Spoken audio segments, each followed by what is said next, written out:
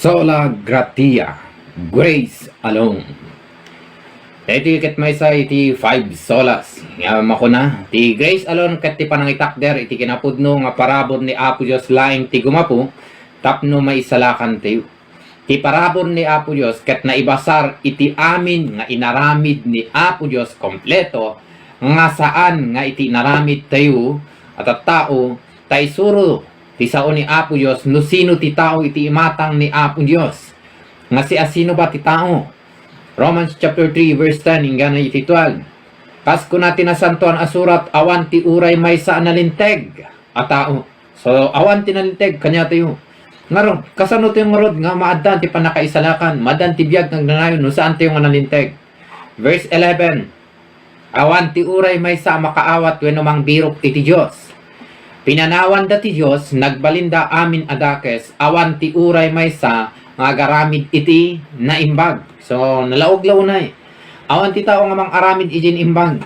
Ngarod, never nga ma-attain di tao di panakaisalakan no awan ti parabor ni Apo Dios. Syempre ti sikat nga kanta nga kinompose ni John Newton nga makuna Amazing Grace ket nagsaya at launa di meaning na no dadto may tatak at ibagada nga kanta para kadigyan natin. No, kanta diay nga para itinabiyag tana awatan na nga gapu di parabor ni Apo Dios ket maaddan isuna itibiyag nga agnanayon ni Apo Dios amin tinang aramid ng kompleto di nga panakaisalakan nga isagot na kanya tayo.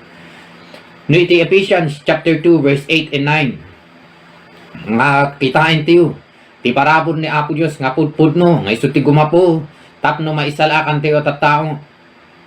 Una na taga po iti parabor ti Dios, grace ni Apo Dios na isalakan ti babaen iti pamati. Saan yo nga insalakan ti bagiyo gapu iti naramid yo. Insagot kada kayo ti Dios ti panakaisalakan yo tapno awan ti makipansin dayag iti daytoy. So naglawag launay parabor ni Apo Dios, insagot ni Apo Dios kanya ti panakaisalakan awan ti makipansin dayag ijay dayjay. In trabaho ni Apo Dios kompleto para iti panakaisalakan. Nagimbag launay ni Apo Dios.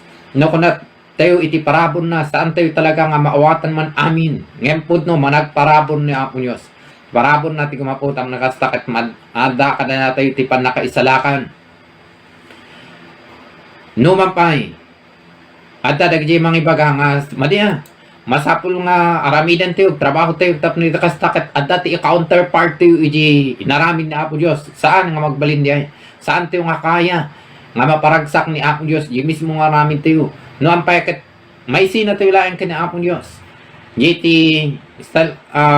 pagbanagan na, no, dati iti mga ipadas. Ngayon gaputan ni Apo Dios dinangted, na ramot kanya tayo, iji parabon nga makuna, kat diyain, kat saan awan iti trabaho tayo, awan ti inaramid tayo, no di kat inted na kas libre, ti panakaisalakan, nagunod tayo diay babaen iti panamati tayo kanya po tayo sa Kristo, nga ti pamati lang kat aggapo kani Apo Dios, ted na kanya tayo.